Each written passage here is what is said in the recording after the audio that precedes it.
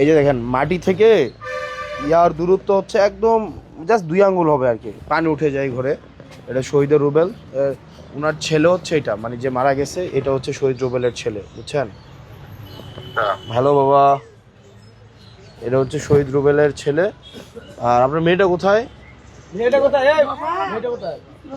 স্কুলে গেছে? ছিল তো এখানে।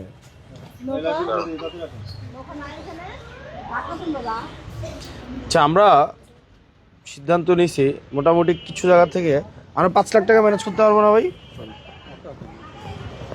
চেষ্টা করতে হবে বাকি সবাই মিলে। পারবো ভাই, একজন দিবে 3-4 লাখ টাকা, আমরা 5 লাখ টাকা বলে যাই, দিয়ে দিব। হ্যাঁ পারবো ইনশাল্লাহ, ঘরটা তুলে দিব। হ্যাঁ ইনশাআল্লাহ, তাহলে আমি বলে দিয়ে যাচ্ছি।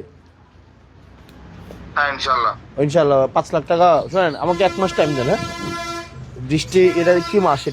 এটা হচ্ছে আপনার মার্চ। মার্চ তো শুরুই হয় না জানো? ইনশাল্লাহ মার্চের প্রথম সপ্তাহে আপনি কাজ শুরু করবেন জানো, বুঝলেন?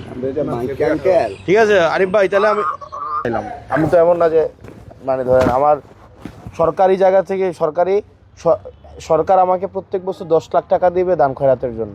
10 লাখ 1 বছরের জন্য, 1 বছরে মাত্র 10 লাখ। মানুষ আছে প্রায় 5 লাখ। এখন আপনি আমার বুঝেন, আমি এনেই দিতেছি 5 লাখ। এই যে মসজিদ মাদ্রাসা ঈদগাহ দিব, সব মিলাই দিব 10 লাখ,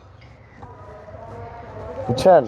তো আপনি শোনেন, আপনি 5 লাখ টাকা, এর মাঝখানে কিছু আমার বড় ভাইয়ের টাকা আছে, ওই যে দেখলেন এখন কথা বললাম, উনি ফ্রান্স থাকেন, উনি কিছু টাকা দেবেন। একজন আছেন আমাদের ফারুক ভাই, উনি কাতার থাকেন, এই যে আমি যার বাসায় থাকি জাহিদ ভাই আছে, জাহিদ ভাই চেনেন না? ওই জাহিদ ভাই কিছু টাকা দিবে, আমার বন্ধু শুভ আছে কিছু টাকা দিবে। তো এরকম কিছু কিছু টাকা নিয়ে 5 লাখ টাকা হবে আর কি।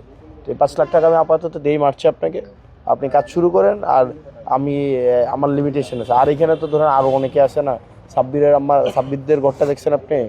ওই ঘরটাও খুব খারাপ অবস্থা। সাগরদের ঘরটা দেখছেন? সাগরে ওই যে শালঘর গেছেন আপনি? সাগরের ঘর মানে 2জন মানুষ থাকা যায় না।